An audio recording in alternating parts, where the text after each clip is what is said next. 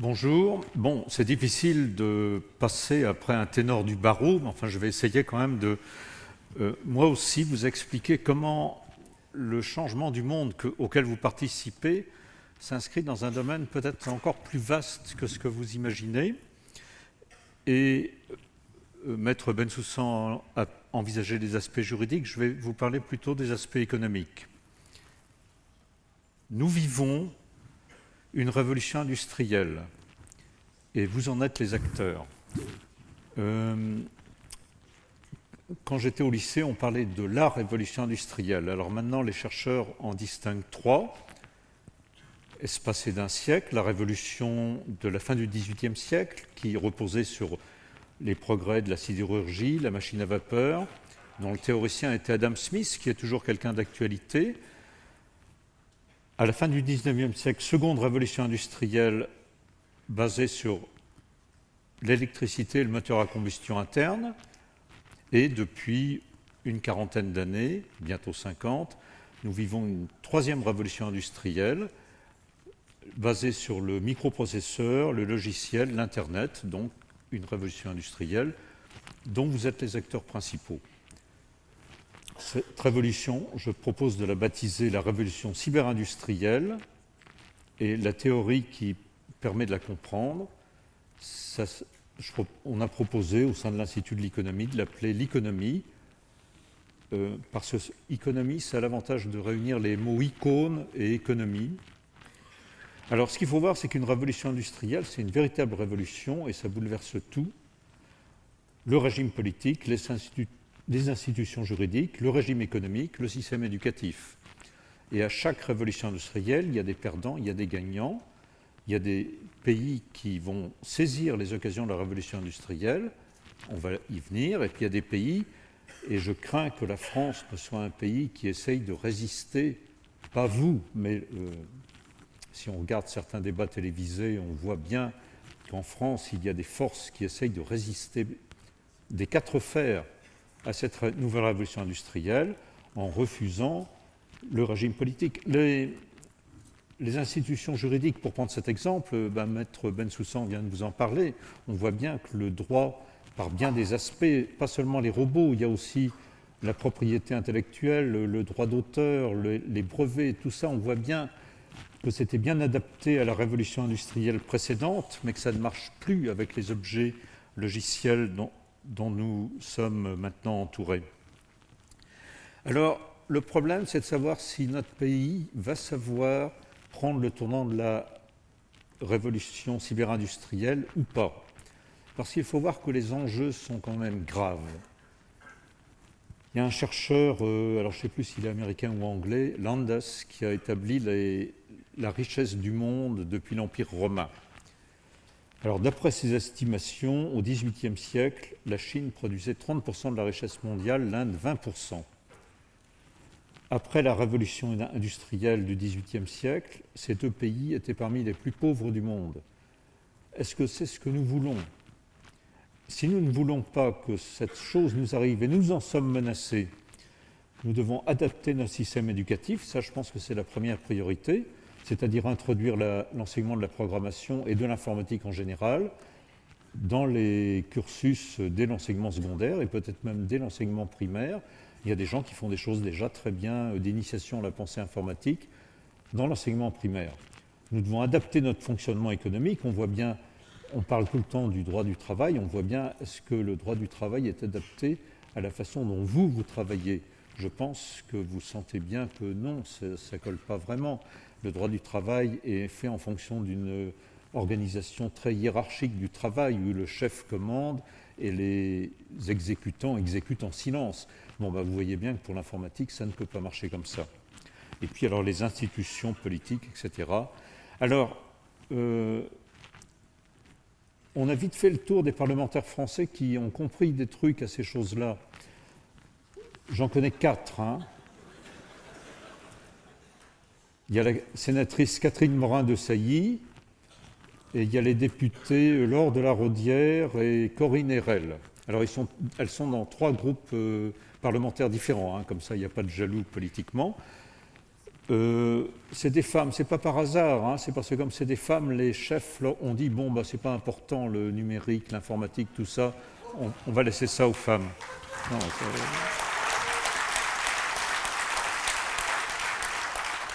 bon, bah, c'est lamentable. Hein. Alors le rapport de la sénatrice est, à mon avis, très intéressant. C'est en ligne sur le site du Sénat. Hein, je vous invite à y jeter un coup d'œil. Hein. De mon temps, on pouvait lire le journal officiel pendant les compilations, parce que c'était long, mais maintenant les processeurs sont trop rapides. Voilà. Alors, allons-nous devenir une colonie du monde numérique? Alors, j'ai essayé de trouver les critères qui permettaient de savoir quels étaient les facteurs de l'indépendance dans le cyberespace. Alors, le cyberespace, oui, c'est l'espace créé par le monde de l'Internet et de l'informatique, hein.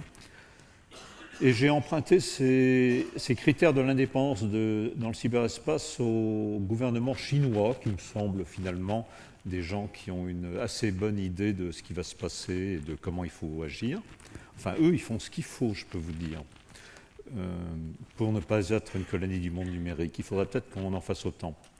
On va voir qu'ils ne sont pas tous les atouts en main, mais ils les auront un jour. Alors donc, bon, bah, je vous ai mis ici la liste des critères, avoir une infrastructure, une taille de réseau qui permettent d'avoir cette indépendance, avoir des capacités technologiques indépendantes, et ça c'est important, parce qu'avoir des capacités technologiques dans la fabrication des microprocesseurs et dans l'écriture de systèmes d'exploitation, eh bien ça n'est pas facile. Pour les systèmes d'exploitation, un système d'exploitation, bah, vous le savez très bien, c'est des centaines d'ingénieurs pendant des années. Et fabriquer des microprocesseurs, c'est aussi des centaines d'ingénieurs pendant des années et des usines qui coûtent des dizaines de milliards d'euros, hein, ou de dollars. Il faut aussi avoir une stratégie internationale qui mentionne les priorités et qui défende les positions du pays. Ça, je crois qu'on en manque parce qu'on n'en a pas conscience ici, en France. Il faut savoir assurer la sécurité, protéger les citoyens, les réseaux et là je rejoins un peu le maître Bensoussan. Il faut être capable d'être compétitif dans le développement des logiciels. Bon, bah ça je pense que je n'ai pas besoin de vous en dire plus. Il faut participer activement aux organes de décision, l'IETF, des choses comme ça.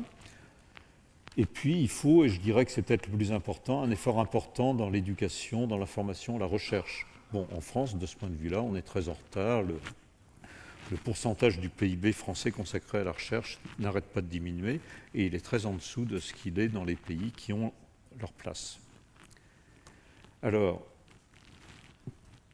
pour faire une comparaison, je voudrais vous dire, est-ce qu'on peut être une grande puissance dans le cyberespace sans avoir les outils qui permettent la production des facteurs? Pour prendre une comparaison, est-ce qu'on pouvait être une grande puissance maritime sans chantier naval? Juste une anecdote, ce qui est arrivé pendant la première guerre du Golfe en 90-91, l'armée de l'air irakienne était équipée d'appareils soviétiques. C'était la fin de l'URSS. Les Américains ont demandé les signatures électroniques des avions irakiens au gouvernement soviétique. Le gouvernement soviétique leur a donné. J'ai une amie, fille d'officier, qui m'a dit que ça, c'était quand même très mal de faire des choses comme ça. Enfin bref, ils l'ont fait. Résultat, les Américains ont détruit l'aviation irakienne en quelques heures. Hein.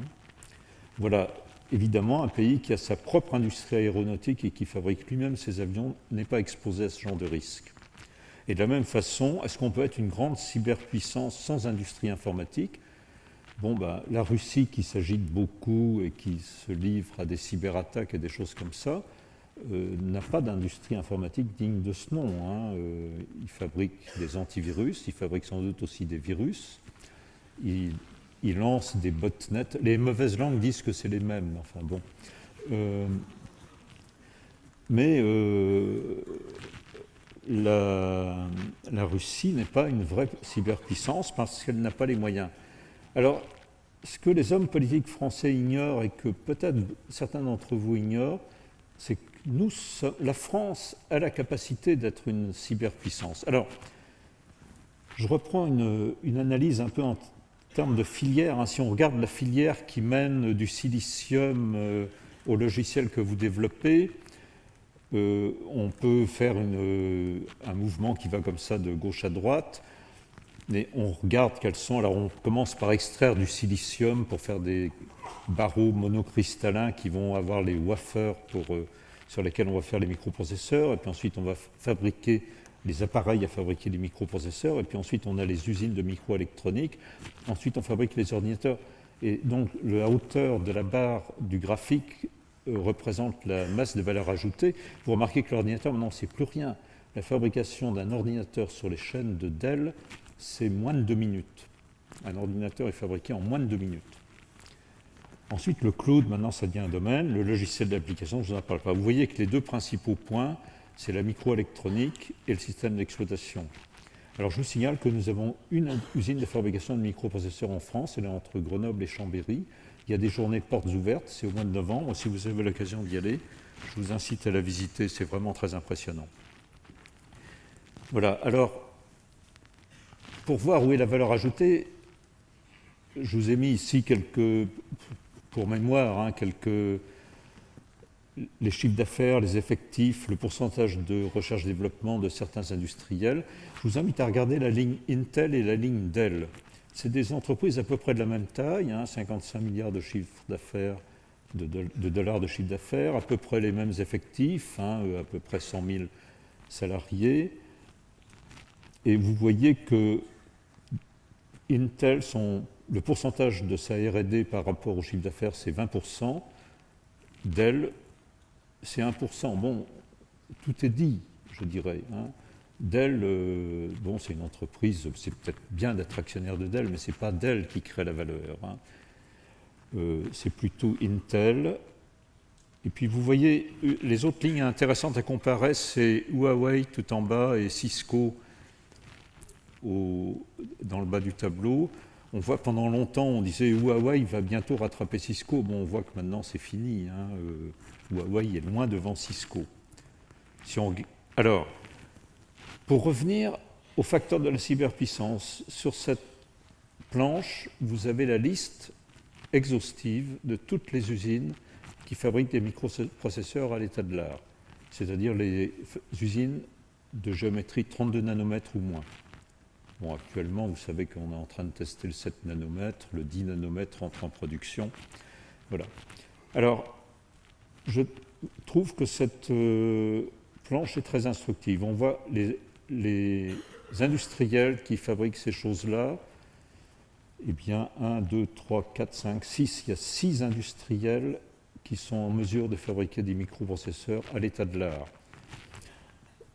Leurs usines sont installées dans 5 pays. Parmi ces 5 pays, il y a la France. Nos hommes politiques n'en ont aucune conscience. Notre président de la République est allé à Crolles il y a 3 semaines, dans le cadre de la campagne électorale, je crois. Il ne s'est même pas arrêté à l'usine de Crolles, qui est une des 2 usines en Europe où on fabrique des microprocesseurs. L'autre est à Dresde et elle appartient à un fonds souverain émirati. Donc 2 usines en Europe. La seule qui soit vraiment européenne, elle est en France. Nos hommes politiques sont... Comment dire ça poliment ?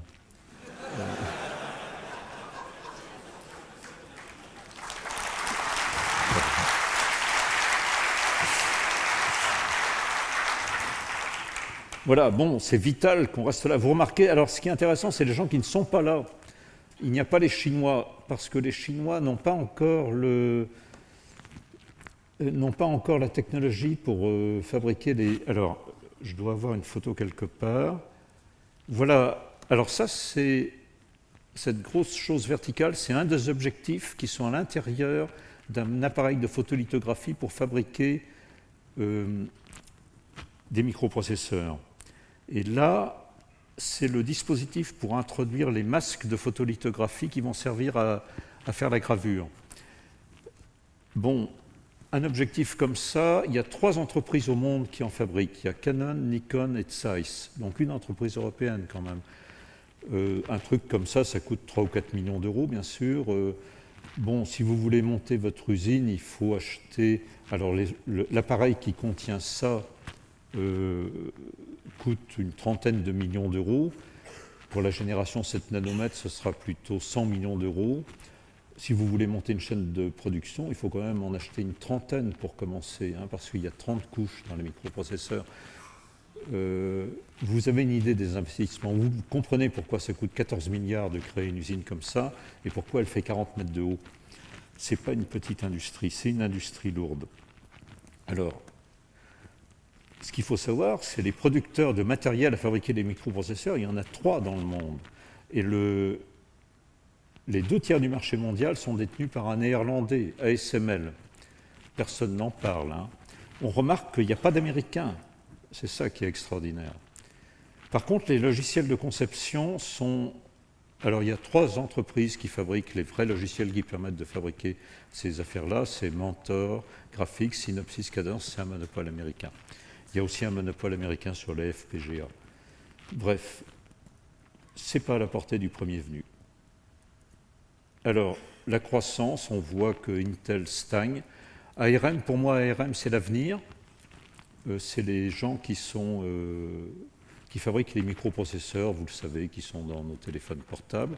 Et à mon avis, ARM va supplanter Dell, simplement parce que pour la même puissance de calcul, ARM consomme 10 fois moins d'électricité que le processeur x86 traditionnel. On voit que Huawei, il y a une croissance régulière, on voit que, voilà, vous voyez que... Alors Qualcomm, c'est un gros chiffre d'affaires, c'est des gens qui ont des brevets importants, ils fabriquent rien, hein. Ils font le design de leur microprocesseur, ils confient les plans, ils intègrent de l'ARM, du processeur ARM, et ils confient la fabrication à TSMC ou à UMC. Mais alors tout dépend. Alors la propriété intellectuelle est très importante, hein. Qualcomm a été très fort parce qu'ils avaient beaucoup de brevets dans la 3G. Ils ont eu des difficultés parce qu'ils avaient moins de brevets dans la 4G et ils commencent à en avoir plus dans la 5G, donc ils remontent un peu. On voit que les problèmes de propriété intellectuelle, c'est aussi extrêmement important dans cette affaire. Alors, où se fait la valeur? Alors, ça a été fait par des gens, ce n'est pas des analyses journalistiques, hein, c'est un laboratoire, c'est des gens, ils travaillent avec des microscopes, ils ont démonté l'iPhone et ils ont isolé les 700 pièces de l'iPhone pour voir d'où ça venait, comment c'était fait, etc. Et ils ont vu où étaient les dépenses et où étaient les profits. Et on voit que bien que Apple ne fabrique pas grand-chose dans l'iPhone, ils sont quand même très bien organisés pour ce qui est de ramasser les profits, hein. Alors ça, c'est parce qu'ils le vendent 2 fois. Ils vendent l'iPhone, bien sûr, aux gogos qui l'achètent.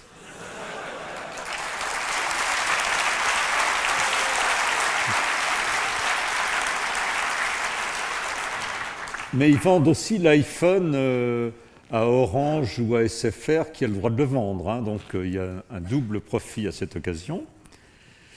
Alors pour l'iPad, ils sont moins profitables parce qu'ils sont quand même obligés de laisser une part à la Fnac ou à Darty parce qu'il n'y a pas le racket de l'opérateur, hein. C'est intéressant de voir aussi que le travail chinois, l'essentiel de la fabrication de l'iPhone a lieu en Chine, mais on voit que le travail chinois est quand même extrêmement mal rémunéré, hein. Donc on peut penser que des gens comme Huawei trépignent en voyant ça et vont réfléchir à d'autres moyens de gagner. Bon, on voit que pour l'iPad, c'est un peu plus démocratisé, mais enfin quand même. Alors, voilà, j'en arrive à la fin. Alors, qui sont les cyberpuissances? Bon, les États-Unis, bien sûr. La Chine, bien qu'elle ne soit pas encore capable de fabriquer les microprocesseurs à l'état de l'art, mais on peut leur faire confiance, hein. Les Chinois, ils ont mis 140 milliards dans les investissements de la recherche dans ce domaine-là, et je pense qu'ils vont y arriver. Il n'y a aucun doute sur la question, hein. Ensuite, il y a 4 pays que j'appelle les 4 cyberdragons, parce que ces 4 pays qui ont des points communs, c'est des pays qui ont un territoire peu intéressant, qui n'ont pas de ressources naturelles, qui sont entourés de voisins pas franchement amicaux, et donc qui ont comme seule ressource toute leur population. J'aurais pu en ajouter un 5e, c'est l'Estonie, hein. Donc Ils savent que leur seule ressource, c'est leur population, donc ils ont tout misé sur l'éducation, la recherche, la formation.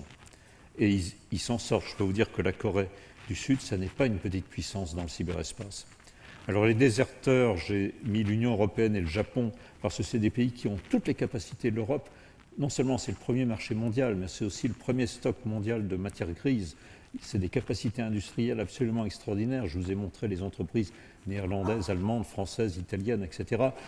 Bon, il y a tout ce qu'il faut en Europe, simplement on n'en fait pas grand-chose. Un acteur secondaire, l'Inde, et un absent, la Russie. Alors on parle beaucoup de la Russie, je peux vous dire que la Russie a un pouvoir de nuisance, mais la plus grande entreprise russe, bon, Kaspersky, c'est 3000 personnes et 800 millions d'euros de chiffre d'affaires. Bon, par rapport à Google ou à Amazon, ça ne se compare même pas, quoi. Donc, mais un pouvoir de nuisance, hein, c'est même pas comme la Corée du Nord. La Corée du Nord est au moins capable de fabriquer ses missiles et ses bombes atomiques. Pas la Russie. Je vous remercie.